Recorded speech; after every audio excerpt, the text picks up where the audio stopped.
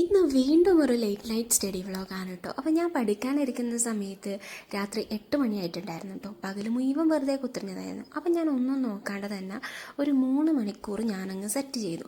അതിനുശേഷം ഞാൻ എൻ്റെ ഡയറി എടുത്തിട്ട് കുറേ ചാപ്റ്ററുകൾ എഴുതി വെച്ചിട്ടുണ്ടല്ലോ, അതിൽ നിന്ന് ഒരു സബ്ജക്റ്റ് ഞാൻ അങ്ങോട്ട് സെലക്ട് ചെയ്തു. ഞാൻ സർവേ ആണ് എടുക്കാമെന്ന് വിചാരിച്ചിട്ടുണ്ട്. സർവേ കുറേ മുന്നേ പഠിച്ചിട്ട് പൂട്ടി വെച്ചിട്ടുണ്ടായിരുന്നു. അപ്പം ഞാൻ സർവേയിൽ 3 മണിക്കൂറുണ്ടല്ലോ, ഒരു 4 ചാപ്റ്റർ എന്തായാലും ഞാൻ ടൈം ടേബിൾ ഇട്ടത് പഠിക്കാമെന്ന് വിചാരിച്ചു. Survey, advance survey and survey, ഇങ്ങനെ രണ്ടായിട്ടാണ് ഞങ്ങൾ ക്ലാസ് എടുത്തിട്ടുണ്ടായിരുന്നത്.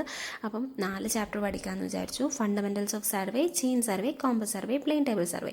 അതിൽ ചെയിൻ സർവേ കുറച്ച് ലോങ് ആയിട്ടുള്ള ഒരു ചാപ്റ്റർ ആയിരുന്നു. അങ്ങനെ ഞാൻ എന്ത് ചെയ്തു, ഇങ്ങനെ ടൈമർ വെച്ചിട്ട് പഠിക്കാൻ തുടങ്ങി. ഫണ്ടമെൻറ്റൽസ് അത്യാവശ്യം നല്ലോണം പഠിച്ച് ഓർമ്മ ഉണ്ടായിരുന്നു കേട്ടോ. ഞാൻ വിചാരിച്ച ഓർമ്മ ഉണ്ടാവില്ല എന്ന് പറഞ്ഞ് മുന്നേ പഠിച്ചിട്ടാണല്ലോ, അതുകൊണ്ട് അത്യാവശ്യമൊക്കെ ഓർമ്മ ഉണ്ടായിരുന്നു. ജസ്റ്റ് ഒന്ന് ഫ്രഷ് അപ്പ് ചെയ്യാനേ ഉണ്ടായിരുന്നുള്ളൂ. പിന്നെ ചെയിൻ സർവേയും ഞാൻ ആദ്യമായിട്ട് സ്റ്റാർട്ട് ചെയ്യേണ്ടി വരും വിചാരിച്ചു. പക്ഷേ എനിക്ക് ചില കാര്യങ്ങളൊക്കെ ഓർമ്മ ഉണ്ടായിരുന്നു കേട്ടോ. അപ്പോൾ ഞാൻ ഉറക്കം വരാതിരിക്കാൻ ഇടയ്ക്കിടയ്ക്ക് വെള്ളമൊക്കെ കുടിക്കുന്നുണ്ടായിരുന്നു. പിന്നെ ഓരോ അരമണിക്കൂർ കഴിയുമ്പോഴും ഞാനൊരു 5 മിനിറ്റ്സ് ബ്രേക്ക് എടുക്കുന്നുണ്ടായിരുന്നു കേട്ടോ.